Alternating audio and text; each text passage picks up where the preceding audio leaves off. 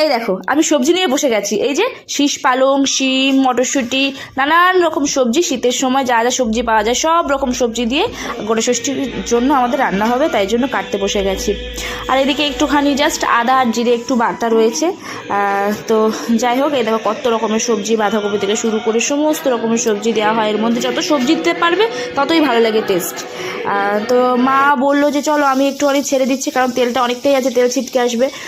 মা বললো একটু ছেড়ে দিচ্ছি, তারপর তুমি করো। তো মাই ছেড়ে দিল, তারপর বাকিটা আমি করলাম, মা বলে বলে দিল। আর এই গোটা ষষ্ঠীটা সরস্বতী পুজোর পরের দিন করলে যে টেস্টটা হয় না, অন্য সময় ভাবে করে খাবো, কিন্তু সেই টেস্টটা আর হয়ই না, কেন জানি না।